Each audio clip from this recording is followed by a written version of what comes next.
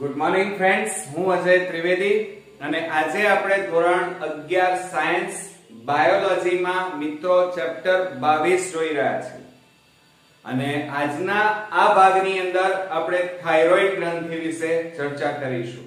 તો ચાલો જોઈએ મિત્રો. હવે આજે આપણે જે જોવાના છીએ એ થાઇરોઇડ ગ્રંથિ. થાઇરોઇડ ગ્રંથિ ક્યાં આવેલી હોય મિત્રો? ગળાના ભાગમાં વચ્ચેના ભાગે શ્વાસ નળી અને એની બે એટલે કે પાર્શ્વ બાજુએ આ થાઇરોઇડ ગ્રંથિ આવેલી હોય. તો તમે અહીંયા આકૃતિમાં જોઈ રહ્યા છો કે વચ્ચેના ભાગે આ શ્વાસ નળી છે, એની પાર્શ્વ બાજુએ થાઇરોઇડ ગ્રંથિ આવેલી છે અને આ થાઇરોઇડ ગ્રંથિ અહીંયા રેડ કલરના જે કોષો દેખાય છે એ કોષોને પુટકીય કોષો કહેવાય. શું કહેવાય? પુટકીય કોષો. બીજું, આ બંને ગ્રંથિઓને જોડતો વચ્ચેનો આડો સેતુ જેવો ભાગ, પુલ જેવો ભાગ, જે બંને ગ્રંથિઓને જોડવાનું કામ કરે છે એને સેતુ કહેવાય, જેને ઇસ્થમસ કહેવાય છે. શું કહેવાય છે? નીટ માટે ધ્યાન આપજો. જેને શું કહેવાય? ઇસ્થમસ. બરોબર. તો મિત્રો, આ થાઇરોઇડ ગ્રંથિ એ શ્વાસ નળીની પાર્શ્વ બાજુએ આવેલી છે અને આ બંને ગ્રંથિઓને જોડતો ભાગ, જેને આપણે શું કહીએ છીએ? સેતુ, જેને ઇસ્થમસ કહેવાય. અને આ થાઇરોઇડ ગ્રંથિની ઉત્પત્તિ બાહ્ય ગર્ભસ્તરમાંથી થયેલી છે. ક્યાંથી? બાહ્ય ગર્ભસ્તરમાંથી થયેલી છે. બીજું, હવે આ થાઇરોઇડ ગ્રંથિના કદ વિશે વાત કરીએ તો મિત્રો, આપણા શરીરમાં જે ગ્રંથિઓ આવેલી છે, મુખ્ય ગ્રંથિઓ, એ બધી ગ્રંથિઓમાં સૌથી મોટી ગ્રંથિ એટલે થાઇરોઇડ ગ્રંથિ. તો સૌથી મોટી ગ્રંથિ અંતઃસ્ત્રાવી ગ્રંથિ એટલે થાઇરોઇડ ગ્રંથિ. યાદ રાખજો. હવે મિત્રો, સાથે સાથે બીજી એક વસ્તુ ધ્યાન રાખો કે આપણા શરીરમાં મુખ્ય 8 ગ્રંથિઓ આપણે ભણવાની છે. હવે આ ગ્રંથિઓ અંતઃસ્ત્રાવોને ઉત્પત્તિ કર્યા પછી એમનું કાર્ય પૂરું થાય પછી એ ક્યારે સંગ્રહ નથી કરતી. એટલે કે કોઈ પણ ગ્રંથિ અંતઃસ્ત્રાવોનો સંગ્રહ કરતી નથી, પરંતુ આ એકમાત્ર ગ્રંથિ એવી છે કે જે અંતઃસ્ત્રાવોનો સંગ્રહ કરે છે. એટલે થાઇરોઇડ ગ્રંથિ છે ને એ અંતઃસ્ત્રાવોનો સંગ્રહ કરતી એકમાત્ર ગ્રંથિ છે. ક્લિયર? યાદ રાખજો. બીજું, નીચલી કક્ષાના જે પૃષ્ઠવંશી પ્રાણીઓ છે, કયા? નીચલી કક્ષાની વાત ચાલે છે અને એમાં પણ પૃષ્ઠવંશી પ્રાણીઓમાં આ થાઇરોઇડ ગ્રંથિ જેવી જ એક ગ્રંથિ આવેલી છે અને એને એન્ડોસ્ટાઇલ ગ્રંથિ કહેવાય. કઈ ગ્રંથિ આવેલી છે? નીચલી કક્ષાના પૃષ્ઠવંશી પ્રાણીઓમાં આ થાઇરોઇડ ગ્રંથિ જેવી જ એક ગ્રંથિ આવેલી છે, જેને શું કહેવાય મિત્રો? એન્ડોસ્ટાઇલ ગ્રંથિ, જે થાઇરોઇડ ગ્રંથિને સમકક્ષ આવેલી છે. એમાં ઉદાહરણ તરીકે ધ્યાન રાખો, નીચલી કક્ષાના પૃષ્ઠવંશી પ્રાણીઓમાં ઉદાહરણ તરીકે નીટ માટે ધ્યાન આપો, એમ્ફિઓક્સસ નામનું પ્રાણી. આ નીચલી કક્ષાનું છે, પૃષ્ઠવંશી પ્રાણી, અને એમાં એન્ડોસ્ટાઇલ નામની ગ્રંથિ આવેલી છે, જે આ થાઇરોઇડ ગ્રંથિને સમકક્ષ છે. બીજું, આ થાઇરોઇડ ગ્રંથિમાં બે પ્રકારના અંતઃસ્ત્રાવો આવેલા છે. એમાંથી બે પ્રકારના અંતઃસ્ત્રાવો મુક્ત થાય છે. એક T4 અને T3. ધ્યાન આપજો મિત્રો, T4 અને T3. હવે જે T4 અંતઃસ્ત્રાવ છે એને ટેટ્રા કહેવાય, ટેટ્રા આયોડોથાયરોનિન. શું? ધ્યાન આપજો, મુખ્ય અંતઃસ્ત્રાવ કયો છે? ટેટ્રા આયોડોથાયરોનિન, જેને તમે થાઇરોક્સિન અંતઃસ્ત્રાવ તરીકે ઓળખો છો. એનું બીજું નામ શું છે? થાઇરોક્સિન. ત્યારબાદ T3. આ અંતઃસ્ત્રાવને ટ્રાયઆયોડોથાયરોનિન કહેવામાં આવે છે. શું કહેવામાં આવે છે? ટ્રાયઆયોડોથાયરોનિન અંતઃસ્ત્રાવ. આમ બે અંતઃસ્ત્રાવો ઉત્પન્ન થાય છે T4 અને T3, પણ મુખ્ય અંતઃસ્ત્રાવ કયો મિત્રો? થાઇરોક્સિન. હવે આ થાઇરોક્સિન અંતઃસ્ત્રાવની ઉત્પત્તિની ક્રિયાવિધિ નીટ માટે ધ્યાન આપો. તો મિત્રો આપણે જાણીએ છીએ હાઇપોથેલેમસ ગ્રંથિ જે મગજમાં આવેલી છે, આ હાઇપોથેલેમસ ગ્રંથિમાંથી TSHRH એટલે કે thyroid stimulating hormones releasing hormone. કયો? Thyroid stimulating hormones releasing hormones એટલે કે TSHRH નામનો અંતઃસ્ત્રાવ હાઇપોથેલેમસ માંથી મુક્ત થાય અને ક્યાં જાય મિત્રો? પિટ્યુટરી ગ્રંથિના અગ્રખંડમાં જાય. ક્યાં જાય? પિટ્યુટરી ગ્રંથિના અગ્રખંડમાં. અગ્રખંડમાં ગયા પછી આ ગ્રંથિ શું કરે?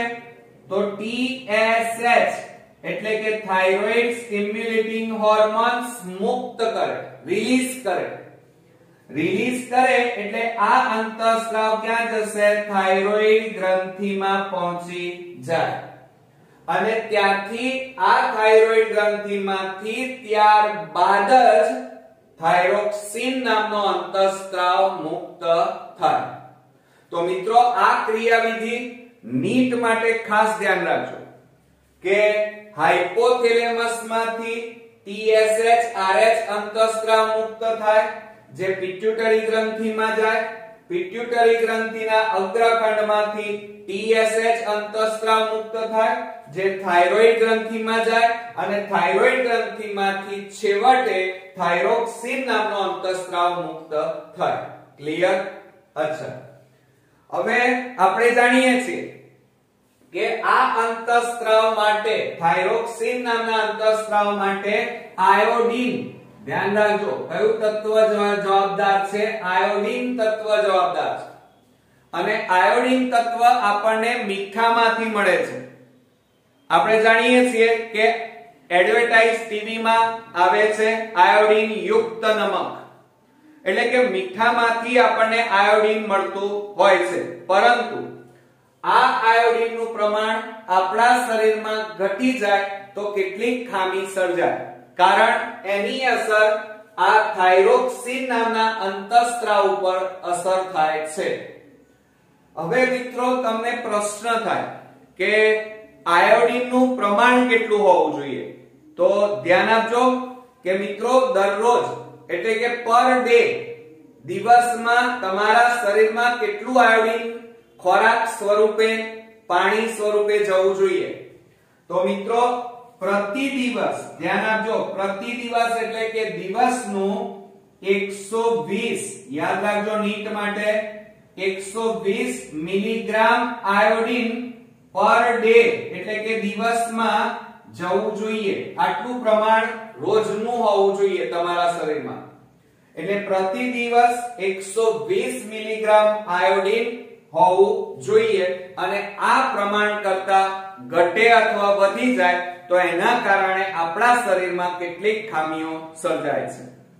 હવે મિત્રો જો આયોડીનનું પ્રમાણ ઘટી જાય તો એની અસર આ થાઇરોક્સિન નામના અંતઃસ્ત્રાવ ઉપર પડે છે અને આ થાઇરોક્સિન અંતઃસ્ત્રાવ પુષ્કળ પ્રમાણમાં ઉત્પન્ન થાય જે આ કોષોમાં જમા થવાનું શરૂ થઈ જાય, જેના કારણે ગળાના ભાગમાં સોજો આવી જાય, ગાંઠનું નિર્માણ થાય, જેને આપણે ગોઈટર રોગ કહીએ છીએ. આ નામથી પરિચિત છો તમે, પરંતુ નીટની અંદર ગોઈટર શબ્દ નહીં વપરાય, એમાં કંઠમાળ શબ્દ વપરાય છે. હવે તમને એમ પ્રશ્ન થાય કે સર કંઠમાળ કેમ? જુઓ મિત્રો, અહીંયા જે ગાંઠ તૈયાર થાય છે એ ગળાના ભાગમાં જે સ્વર પેટી છે, કંઠનળી છે, એ કંઠનળીના આગળના ભાગમાં મણકો તૈયાર થાય છે, મણકા જેવી રચના તૈયાર થાય છે. અને આપણે જાણીએ છીએ કે માળાની મણકા, આ મણકાની માળા હોય એ ગળામાં પહેરાય, તો અહીંયા ગળાના ભાગમાં મોટો મણકો તૈયાર થયો, માટે આ રોગને કંઠમાળ, આ ખામીને કહેવાય. તો મિત્રો, આયોડિનની ઉણપને કારણે થાઇરોઇડ ગ્રંથિનું કદ વધી જાય છે, એટલે કે આ થાઇરોઇડ ગ્રંથિ ફૂલી જાય છે અને એને આપણે ગ્વાઇટર અથવા તો કંઠમાળ કહીએ છીએ. બરોબર. હવે મિત્રો, જે લોકો દરિયાની આજુબાજુ વસતા લોકો છે, જે લોકો દરિયાઈ સજીવોનો ખોરાક તરીકે ઉપયોગ કરે છે, દાખલા તરીકે માછલી, ઝીંગા, કરચલા, આ બધાનો ખોરાક તરીકે ઉપયોગ કરતા હોય, એ લોકોમાં ક્યારે આયોડિનની ઉણપ થતી નથી, એટલે એમને ક્યારે આ રોગ થતો નથી. જેને આ ખોરાકને સી ફૂડ કહેવાય. કયું ફૂડ કહેવાય? C food. તો ધ્યાન રાખજો કે જે લોકો દરિયાઈ ફૂડ એટલે માછલી, ઝીંગા, કરચલા, આ રીતે દરિયાઈ જે સજીવો છે એનો ખોરાક તરીકે ઉપયોગ કરતા હોય એને સી ફૂડ કહેવાય. કયું ફૂડ કહેવાય? સી ફૂડ કહેવાય. અને એ સી ફૂડમાં આયોડિન પૂરતી માત્રામાં હોય છે અને એટલા માટે દરિયાઈ લોકોમાં આયોડિનની ઉણપ ક્યારે થતી નથી, એટલે એમને આ રોગ ક્યારે થાય નહીં. પરંતુ આપણા જેવા કે જે દરિયા કિનારે રહેતા નથી, દરિયાઈ ફૂડ ખાતા નથી, આપણે સામાન્ય સંજોગોમાં શાક, દાળ ભાત, શાક, રોટલી ખાતા હોઈએ છીએ અને એમાં જો આયોડિન યુક્ત નમકનો ઉપયોગ ન કરીએ તો આપણા શરીરમાં આયોડિન તત્વની ઉણપ થાય અને આપણા શરીરમાં જુદી જુદી ખામીઓનું નિર્માણ થઈ શકે. એમાં પહેલી ખામી આપણે ભણીએ અને એ છે મિત્રો હાઇપોથાઇરોડિઝમ. ધ્યાન રાખજો. શું? હાઇપોથાઇરોડિઝમ, જે બાલ્યાવસ્થામાં થાય નાના બાળકોને. અને મિત્રો, જ્યારે બાલ્યાવસ્થામાં મોટા ભાગે થાઇરોક્સિન નું પ્રમાણ, બાલ્યાવસ્થામાં આ થાઇરોક્સિન અંતઃસ્રાવ છે એટલે કે અલ્પ માત્રામાં હોય. ધ્યાન આપજો બરોબર કે હાઇપોથાઇરોઇડિઝમ એ બાલ્યાવસ્થામાં થાય નાના બાળકોને. નાના બાળકોમાં થાઇરોક્સિન નું પ્રમાણ અલ્પ હોય, થોડુંક જ હોય, ત્યારે આ રોગ થાય છે જેને હાઇપોથાઇરોડિઝમ કહેવાય. અને આ રોગ મોટા ભાગે જે ગરીબ બાળકો છે જેમાં કુપોષણ જોવા મળે છે એમાં આ રોગ થવાની શક્યતા રહે છે. એમાં પાછી બે પ્રકારની ખામીઓ સર્જાય. એક છે ક્રિટિનિઝમ અને બીજી છે મિત્રો મિક્સોડીમા ખામી. કઈ મિત્રો? ક્રિટિનિઝમ અને મિક્સોડીમા. હવે આ ક્રિટિનિઝમમાં શું થાય? તો મિત્રો, એમાં વ્યક્તિ, બાળકની વૃદ્ધિ કુંઠિત થાય, એટલે કે એનો વૃદ્ધિ વિકાસ સારો થાય નહીં, અલ્પ વિકાસ કહેવાય. બીજું, આવું બાળક માનસિક રીતે મંદ બને, એના મગજનો વિકાસ પૂરેપૂરો ન થાય એટલે એને માનસિક મંદતા કહેવાય. અને ત્રીજું, આવું બાળક મોટા ભાગે બહેરું અથવા મૂંગાપણું જોવા મળે, એટલે કે બહેરું એટલે કે સાંભળવાની અને બોલવાની જે શક્તિ છે એ ગુમાવી બેસે. તો આ ખામીને ક્રિટિનિઝમ કહેવાય, જેમાં બાળકની વૃદ્ધિ કુંઠિત થાય, માનસિક મંદતા, બહેરા અને મૂંગાપણું આ ખામીમાં જોવા મળે છે. બીજો આ ઉપરાંત રોગ જોઈએ, બીજી ખામી કઈ સર્જાય? તો મિક્સોડીમા છે મિત્રો. કઈ છે? મિક્સોડીમા. તો સામાન્ય રીતે આ ખામી પુખ્ત સ્ત્રીમાં જોવા મળે. કઈ? ક્યાં જોવા મળે? પુખ્ત સ્ત્રીઓમાં જોવા મળે. અને આ ખામી જો સ્ત્રીઓમાં આયોડિનનું પ્રમાણ જરૂર કરતા વધારે ઓછું થાય ત્યારે હાઇપોથાઇરોડિઝમ એટલે કે મિક્સોડીમા નામની ખામી સર્જાય અને આ ખામીમાં સ્ત્રીની જે ત્વચા છે એ જાડી બની જાય, જાડી બરછટ. અને સાથે સાથે સ્ત્રીઓમાં જે માસિક ચક્ર આવે છે દર માસે, એમાં અનિયમિતતા આવી જાય. તો આ હતી મિક્સોડીમા ખામી. ફરીથી એમાં કયા લક્ષણો જોવા મળે? તો આ ખામી સ્ત્રીઓમાં, પણ કઈ? પુખ્ત સ્ત્રીઓમાં જોવા મળે. એમાં ચામડી જાડી અને બરછટ બને. બીજું, માસિક ચક્રમાં અનિયમિતતા આવે. બરોબર મિત્રો? તો આ આપણે પહેલી અગત્યની ખામી જોઈ, હાઇપોથાઇરોઇડિઝમ. હવે બીજા નંબરમાં જોઈએ હાઇપર. જો અહીંયા હાઇપો છે, અહીંયા શું છે? હાઇપર થાઇરોઇડિઝમ. ધ્યાન રાખજો. અને આમાં થાઇરોક્સિન નું પ્રમાણ કેવું છે? અલ્પ હોય તો આ બે ખામી સર્જાય. આ હાઇપરથાઇરોઇડિઝમ માં થાઇરોક્સિન નું પ્રમાણ વધી જાય. યાદ રાખજો મિત્રો. જો વ્યક્તિમાં થાઇરોક્સિન નું પ્રમાણ વધી જાય તો હાઇપરથાઇરોઇડિઝમ નામની ખામીનું નિર્માણ થાય. હવે એમાં લક્ષણો કયા જોવા મળે?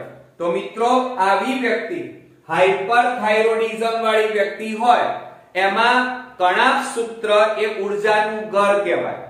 તો કણાભ સૂત્રમાં જે ઉર્જા એટીપી હોય એ બધી વપરાવા માંડે. શું થાય? ઉર્જા વપરાઈ જાય. એટલે કણાભ સૂત્રમાં પુષ્કળ ઉર્જા ઉત્પન્ન થાય મિત્રો. કણાભ સૂત્રમાં શું થાય? પુષ્કળ પ્રમાણમાં ઉર્જા ઉત્પન્ન થાય. અને આ ઉર્જાનો, ધ્યાન રાખજો, એટીપી સ્વરૂપે સંગ્રહ ન થાય.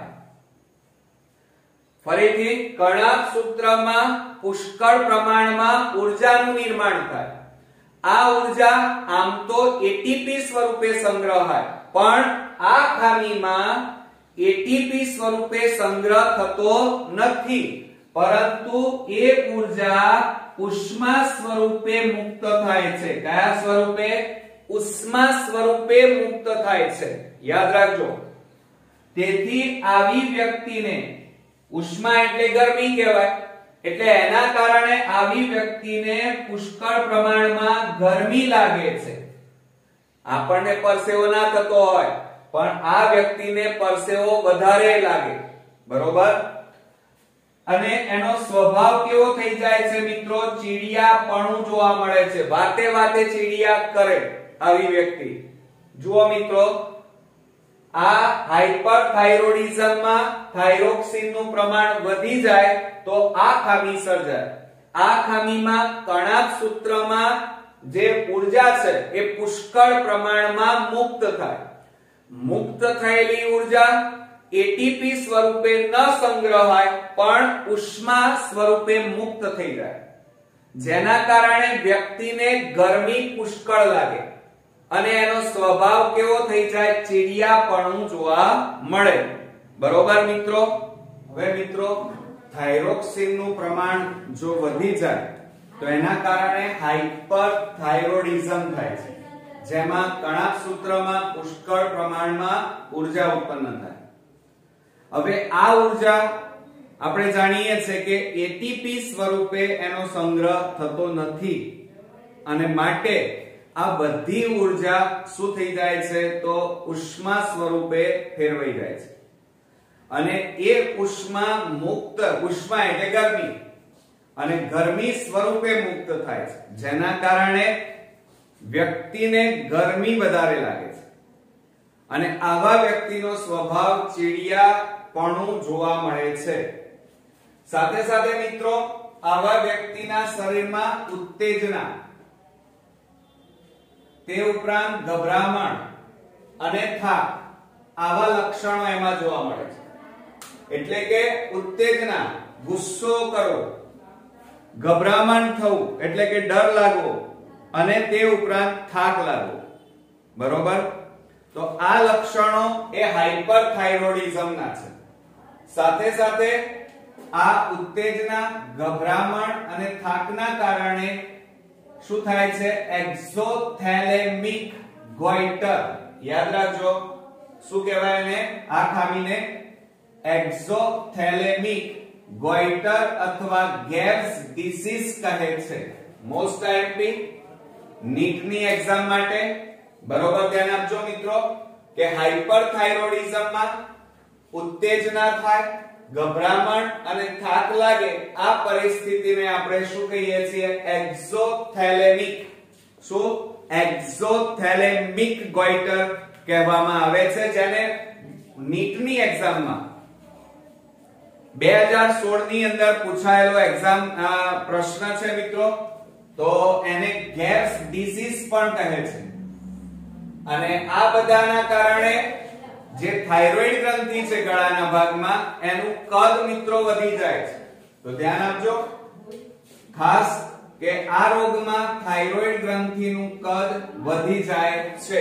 સાથે સાથે આવી ખામીવાળી વ્યક્તિના આંખના ડોળા સામાન્ય વ્યક્તિ, માની લો અત્યારે મારી આંખ તમે જોઈ રહ્યા છો, પરંતુ આ ખામીવાળી વ્યક્તિના આંખના ડોળા આ રીતે મોટા થઈ જાય છે અને આ આંખ છે એ બહારની બાજુએ ઉપસી આવે છે, એટલે કે આંખના ડોળા મોટા અને બહારની બાજુએ ઉપસી આવે છે. સાથે સાથે આવી વ્યક્તિ, આ ખામીવાળી વ્યક્તિમાં હૃદયના ધબકારા મોટા ભાગે વધી જાય છે, એટલે કે હૃદયના ધબકારા વધે છે. તેમજ શરીરનું તાપમાન ઊંચું જાય છે, એટલે કે એનું શરીર છે એ ગરમ ને ગરમ જ રહે, એટલે કે શરીરનું તાપમાન મોટા ભાગે વધે છે. બીજું, આ ઉપરાંત ચયાપચય એટલે કે BMR વધે છે, એટલે કે આવી વ્યક્તિ સતત ઉત્તેજનામાં રહેતી હોય, સતત ગુસ્સો કરતી હોય, આંખના ડોળા પહોળા હોય, આંખો બહારની તરફ ઉપસી આવી, હૃદયના ધબકારા વધી જવા, શરીરનું તાપમાન વધવું, આ બધું શું બતાવે છે મિત્રો? ચયાપચયમાં ઊર્જાનો વપરાશ, જેને BMR કહેવાય. શું કહેવાય? BMR, જેને આપણે બેઝલ મેટાબોલિક રેટ તરીકે ઓળખીએ છીએ. જેને શું કહેવાય મિત્રો? Basal metabolic rate. યાદ રાખજો, BMR નીટ માટે ખાસ અગત્યનું છે. અને એને આપણે ચયાપચયમાં જે ઊર્જા છે એ ચયાપચયનો દર વધે છે, એને BMR કહેવાય, જેનું પૂરું નામ છે બેઝલ મેટાબોલિક રેટ. બરોબર મિત્રો? આ ઉપરાંત હવે આપણે થાઇરોક્સિનના કાર્ય વિશે વાત કરીએ. થાઇરોઇડ ગ્રંથિમાંથી ઉત્પન્ન થતો અંતઃસ્ત્રાવ, જેને થાઇરોક્સિન કહેવાય, અને જો એનું પ્રમાણ વધી જાય મિત્રો તો શું થાય? તો થાઇરોક્સિનના કાર્યની વાત કરીએ તો એ કાર્બોદિત, આ થાઇરોક્સિનનું પ્રમાણ ઘટી જાય તો હાઇપોથાઇરોઇડિઝમ થાય, અને વધી જાય તો હાઇપરથાઇરોઇડિઝમ થાય. બરોબર મિત્રો? અને સાથે સાથે હવે આ જે થાઇરોઇડ ગ્રંથિમાંથી ઉત્પન્ન થતો અંતઃસ્ત્રાવ છે, જેને થાઇરોક્સિન કહેવાય, આ થાઇરોક્સિનના કાર્ય વિશે વાત કરીએ તો કાર્બોદિત, પ્રોટીન અને લિપિડ ના ચયાપચયનું નિયમન કરે છે. એટલે કહેવાનો મતલબ કે કાર્બોદિત, પ્રોટીન અને લિપિડ આ બધામાંથી એનું પાચન કરવાનું, પણ યોગ્ય રીતે એનો વપરાશ કરવાનું, ચયાપચયનું નિયમન અહીંયા થાય છે. કોણ કરે છે? થાઇરોક્સિન. આ ઉપરાંત ચયાપચય એટલે ઊર્જાનું નિર્માણ, તો એની અંદર જે BMR, જેને આપણે બેઝલ મેટાબોલિક રેટ કહીએ છીએ, એનું નિયમન કરે છે. હવે આપણે જાણીએ છીએ કે આ કાર્બોદિત હોય, પ્રોટીન હોય, લિપિડ હોય, તો એ બધામાંથી ઊર્જાનું નિર્માણ કરવાનું છે, અને ઊર્જા કેલરીમાં મપાય, તો એને આ અંતઃસ્ત્રાવ જે છે એ કેલરી જેનિક અંતઃસ્ત્રાવ પણ કહે છે. નીટમાં યાદ રાખજો કે આ થાઇરોક્સિન અંતઃસ્ત્રાવ ચયાપચયનું નિયમન કરે છે, અને માટે એને કેલરી જેનિક અંતઃસ્ત્રાવ પણ કહે છે. બરોબર? બીજું, આ ઉપરાંત આ અંતઃસ્ત્રાવ રક્તકણના નિર્માણમાં, રક્તકણ RBC, રેડ બ્લડ સેલ એટલે કે રક્તકણમાં અગત્યનો ભાગ ભજવે છે. અને આપણે જાણીએ છીએ કે આ રક્તકણનું મનુષ્યના શરીરમાં એમનું આયુષ્ય 120 દિવસ હોય છે. કેટલું? 120 દિવસ. તો આ જે રક્તકણો છે એ મનુષ્યના શરીરમાં 120 દિવસ સુધી એ લોકો જીવતા હોય છે અને ત્યારબાદ એ લોકો મૃત્યુ પામે અને એમની જગ્યાએ નવા રક્તકણોનું નિર્માણ થાય. તો મિત્રો 120 દિવસે રક્તકણ નાશ પામે અને નવા રક્તકણનું સર્જન કરવાનું કાર્ય આ થાઇરોક્સિનને આભારી છે. બીજું, આ ઉપરાંત આ થાઇરોક્સિનના કારણે હૃદયના ધબકારા મોટા ભાગે વધે છે.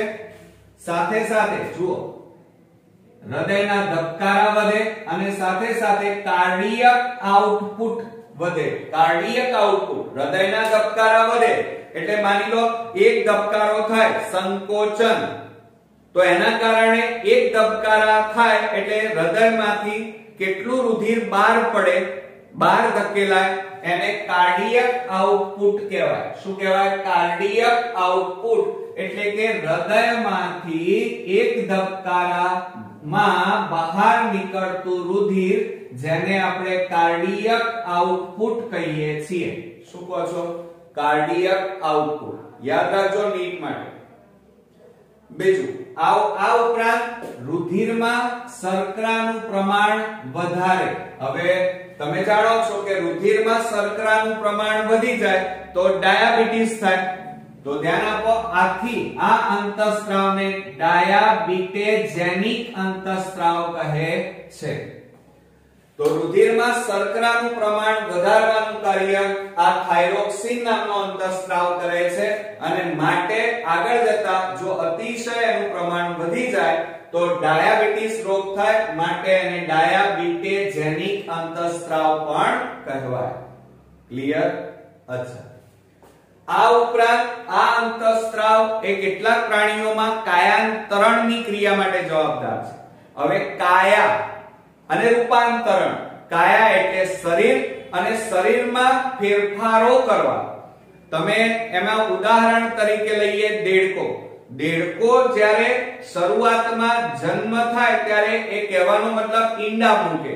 ઈંડામાંથી ટેડપોલ સ્વરૂપે હોય અને ટેડપોલ એ પૂંછડી ધરાવે અને પછી આ ટેડપોલમાંથી જોજો, દેડકો શરૂઆતમાં કયા સ્વરૂપે હોય? ટેડપોલ સ્વરૂપે, અને એને પૂંછડી પણ હોય અને સમય જતા એ પૂંછડી નાશ પામે અને એ શેમાં? પુખ્ત દેડકામાં રૂપાંતર થાય અને એનો પૂંછડી નાશ પામે. એટલે કે સતત આકાર બદલી અને પુખ્ત દેડકો બદલે. શરૂઆતમાં તમે ટેડપોલ જુઓ તો એ માછલી જેવી રચના જોવા મળે અને પુખ્ત દેડકા તો તમે જોયા જ છે ચોમાસામાં. તો એના તમને એમ પ્રશ્ન થાય કે કેવી રીતે આ થયું? તો એનું કારણ એમના શરીરમાં કાયાંતરણની ક્રિયા થઈ. એટલે કે શરીરમાં રૂપાંતરણ. કાયા એટલે શરીર અને રૂપાંતરણ એટલે ફેરફાર થવો. તો આ ક્રિયામાં થાઇરોક્સિન અગત્યનો ભાગ ભજવે છે.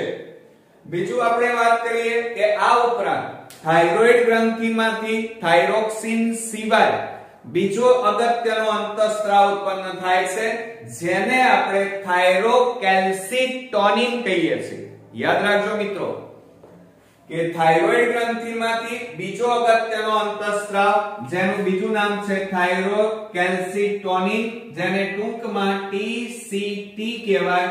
બરોબર? અને આ અંતઃસ્ત્રાવ એ રુધિરમાં કેલ્શિયમનું પ્રમાણ વધારવાનું કાર્ય કરે છે. રુધિરમાં કેલ્શિયમનું પ્રમાણ ઘટાડવાનું કાર્ય કરે છે. ધ્યાન આપજો મિત્રો કે થાઇરોકેલ્સિટોનિન શું કરે છે? રુધિરમાં કેલ્શિયમનું પ્રમાણ ઘટાડે છે. જોજો, એટલે કેલ્શિયમ અસ્થિમાં, આ જે રુધિરમાં જે કેલ્શિયમ હોય એ કેલ્શિયમને ક્યાં લઈ જાય છે? અસ્થિ એટલે હાડકાના જે છિદ્રો છે એમાં લઈ જવાનું કાર્ય કરે છે અને ત્યાં જમા કરે છે, જેના કારણે આપણા હાડકા મજબૂત થાય છે. ખ્યાલ આવે મિત્રો? તો રુધિરમાં કેલ્શિયમનું પ્રમાણ ઘટે અને અસ્થિમાં કેલ્શિયમનું પ્રમાણ વધે અને હાડકા કેવા થાય? કેલ્શિયમનું પ્રમાણ વધે એટલે મજબૂત થાય. તો જુઓ, રુધિરમાં શું હતું? કેલ્શિયમ. અને એ ક્યાં જાય? અસ્થિમાં જાય અને અસ્થિમાં આ કેલ્શિયમ જમા કરે. કોણ કરાવે? ટીસીટી દ્વારા થાય. ટીસીટી, જેના કારણે હાડકાઓમાં એના છિદ્રોમાં કેલ્શિયમ જમા થાય એટલે હાડકા કેવા થઈ જાય? મજબૂત થાય. પણ જુઓ, કેલ્શિયમ ક્યાં હતું? રુધિરમાં. ગયું ક્યાં? અસ્થિમાં. એટલે રુધિરમાં કેલ્શિયમનું પ્રમાણ શું થઈ જાય? ઘટી જાય. તો મિત્રો ધ્યાન આપજો. બીજું, આ ઉપરાંત થાઇરોકેલ્સિટોનિન એ અસ્થિ સર્જક, ધ્યાન રાખજો, અસ્થિ સર્જક કોષો, યાદ રાખજો, નીટ માટે ખૂબ અગત્યનું છે. અસ્થિ સર્જક કોષો જેને ઓસ્ટિયોબ્લાસ્ટ કહેવાય. યાદ રાખજો, ખાસ હું વારંવાર ઘણીવાર કહેતો હોઉં છું, નીટ માટે જે અગત્યનું છે એ ખાસ નોટ ડાઉન કરજો. તો અસ્થિ સર્જક કોષો જેને ઓસ્ટિયોબ્લાસ્ટ કહેવાય, એની પ્રવૃત્તિ જે છે એને ઉત્તેજવાનું કાર્ય આ થાઇરોકેલ્સિટોનિન અંતઃસ્રાવ કરે છે. હવે આપણે સામાન્ય રીતે હમણાં હાલ જ ભણ્યા કે અસ્થિ સર્જક કોષો, અસ્થિ એટલે હાડકા, હાડકાનું સર્જન કરતા કોષો, અને એના કારણે સતત નવા આપણા અસ્થિઓ અંદર ઉમેરાતા રહે બાળપણમાં, એટલે એને ઓસ્ટિયોબ્લાસ્ટ કહેવાય. બરોબર? આ હતી વાત ટીસીટી, થાઇરોકેલ્સિટોનિન નામના અંતઃસ્રાવની વાત કરી. હવે મિત્રો, આ થાઇરોઇડ ગ્રંથિની જો અનિયમિતતા હોય તો એની અસર એના અંતઃસ્રાવો ઉપર પડે અને કેટલીક ખામીઓ આપણા શરીરમાં સર્જાય. તો એમાં આપણે પહેલો રોગ જોવાનો છે હાશીમોટો રોગ. કયો રોગ? યાદ રાખજો, હાશીમોટો રોગ, જે થાઇરોઇડ ગ્રંથિની અનિયમિતતાના કારણે થાય છે. હવે મિત્રો, થાઇરોક્સિન, કારણ કે થાઇરોઇડ ગ્રંથિમાંથી થાઇરોક્સિન અને આ ખામી, થાઇરોક્સિનની ખામી મોટા ભાગે જુઓ આમાં શું થાય છે? જે વ્યક્તિઓમાં થાઇરોક્સિનની ઉણપ હોય અને જે વ્યક્તિઓ થાઇરોક્સિનની સારવાર બહારથી લેતા હોય, જુઓ, એટલે વારંવાર શું કરવું પડે? માની લો મારા શરીરમાં થાઇરોક્સિન ઓછો છે એટલે મારે વારંવાર બહારથી ઇન્જેક્શન દ્વારા થાઇરોક્સિનના ઇન્જેક્શન લેવા પડે છે, અથવા થાઇરોક્સિન બહારથી અંદર દાખલ કરવું પડે છે. જેના કારણે શું થાય? જોજો, જેના કારણે બહારથી થાઇરોક્સિનની ખામી વાળી વ્યક્તિને બહારથી સારવાર માટે થાઇરોક્સિન આપવામાં આવે છે. હવે બહારથી જ્યારે આ થાઇરોક્સિન આપો એટલે શરીરમાં શું થઈ જાય? વિષ એટલે ઝેર પેદા થઈ જાય. બરોબર?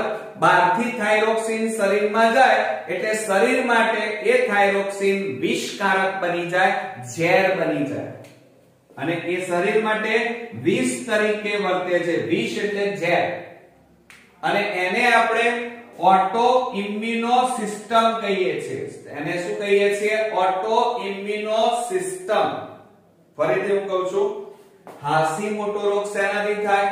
તો જે વ્યક્તિઓના શરીરમાં થાઇરોઇડ ગ્રંથિની ખામી હોય, થાઇરોક્સિન ઓછો હોય, તો બહારથી જ્યારે થાઇરોક્સિન શરીરમાં દાખલ કરવામાં આવે તો એવા વખતે આ થાઇરોક્સિન શરીર માટે ઝેર બને છે, એટલે કે વિષકારક બને છે, જેને ઓટો ઇમ્યુનો સિસ્ટમ કહેવાય. મિત્રો યાદ રાખજો નીટ માટે.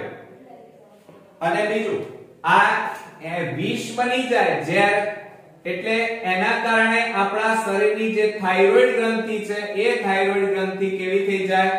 નાશ પામી જાય. અને શરીરમાં મોટા ભાગે એન્ટીબોડી, એ એન્ટીબોડી શું કરે? જે બહારથી તમે થાઇરોક્સિન દાખલ કર્યું છે એનો વિરોધ કરે. હવે એન્ટીબોડી છે એ પ્રોટીનનું બનેલું છે. આપણે જાણીએ છીએ કે આપણા શરીરમાં રોગો સામે લડવા માટે જે કોષો ભાગ લે છે એને એન્ટીબોડી કહેવાય, અને જે રોગ ઉત્પન્ન કરે એને એન્ટીજન કહેવાય. દાખલા તરીકે બહારથી કોઈ વાયરસ આપણા શરીરમાં દાખલ થાય તો એ વાયરસને એન્ટીજન કહેવાય. અને વાયરસ સામે આપણું પ્રતિકારક તંત્ર લડે એ કોષોને એન્ટીબોડી કહેવાય, જે પ્રોટીનના બનેલા છે. આ એન્ટીબોડી બહારથી જે તમે થાઇરોક્સિન દાખલ કર્યો એનો વિરોધ કરે છે અને જેના કારણે થાઇરોઇડ ગ્રંથિ નાશ પામી જાય છે. ક્લિયર? તો આ ખામીને હાશીમોટો રોગ કહે છે. ત્યાર પછી બીજા રોગની વાત કરીએ અને એ છે મિત્રો પ્લુમોરનો રોગ. હવે આ થાઇરોઇડ ગ્રંથિની અનિયમિતતાને કારણે થતો રોગ છે જેને પ્લુમોરનો રોગ કહેવાય. તો ધ્યાન આપજો મિત્રો કે ટોક્સિક ઓડીમા એટલે કે ઝેર રોગ કહે છે. આ પ્લુમોરને બીજો કયો કહીએ છીએ? ટોક્સિક ઓડીમા રોગ કહે છે. એટલે કે વન ટાઈપ ઓફ ઝેર પેદા થયું એમ કહેવાય આપણા શરીરમાં. તો મિત્રો એના કારણે આપણી થાઇરોઇડ ગ્રંથિ છે એ નાના નાના ટુકડાઓમાં વહેંચાઈ જાય છે અને ટુકડાઓને ક્રિસ્ટલ કહેવાય.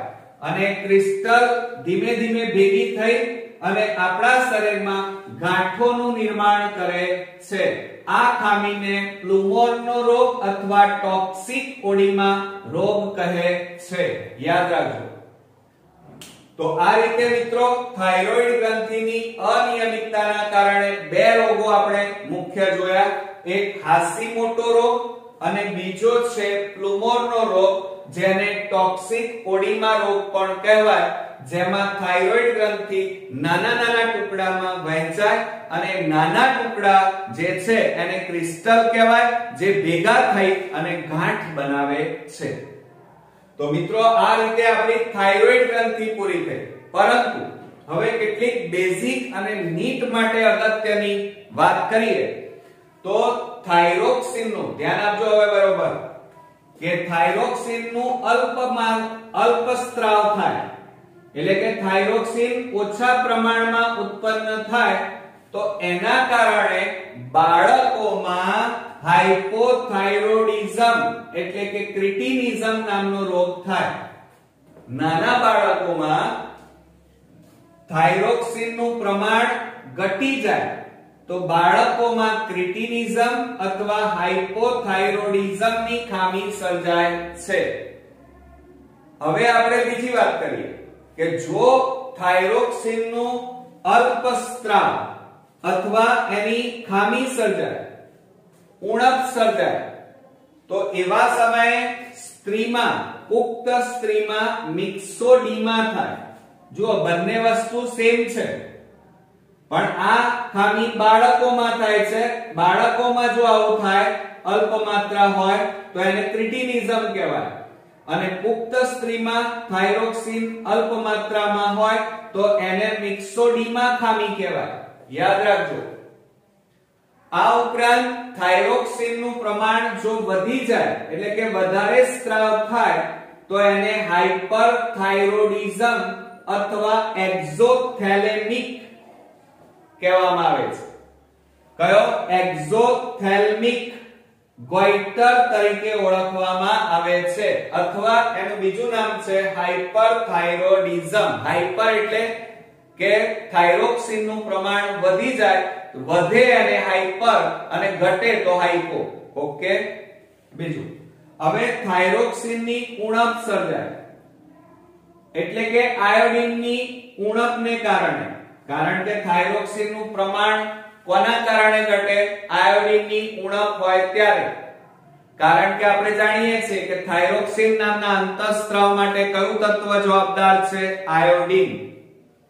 તો આ આયોડિનની ઉણપના કારણે થાઇરોક્સિનની ઉણપ પેદા થાય છે, જેના કારણે આપણને ગળાના ભાગમાં એક ગાંઠ મણકો તૈયાર થાય. એને આપણે ખામીને ગોઈટર અથવા નીટ માટે ખાસ યાદ રાખજો કંઠમાળ કહીએ છીએ. એટલે ગળાના ભાગમાં મિત્રો સોજો આવી જાય, ગાંઠ જેવી રચના તૈયાર થાય, થાઇરોઇડ ગ્રંથિ ફૂલી જાય, એનું કદ વધી જાય, કારણ એમાં અંતઃસ્ત્રાવો સંગ્રહ વધારે થવા માંડે જેના કારણે જે રોગ થાય આ પરિસ્થિતિને આપણે ગોઈટર અથવા તો કંઠમાળ તરીકે ઓળખીએ છીએ. તો આ વાત થઈ મિત્રો આપણે થાઇરોઇડ ગ્રંથિની, જે આપણા શરીરમાં આવેલી સૌથી મોટામાં મોટી ગ્રંથિ અને બીજું અંતઃસ્ત્રાવનો સંગ્રહ કરતી આ એકમાત્ર ગ્રંથિ છે. બરોબર મિત્રો? તો આ રીતે આપણી આ ગ્રંથિ અહીંયા પૂરી થાય છે. નેક્સ્ટ વિડિયોમાં પાછી નવી ગ્રંથિ સાથે ફરી મળીએ. ત્યાં સુધી ગુડ નાઇટ ફ્રેન્ડ્સ.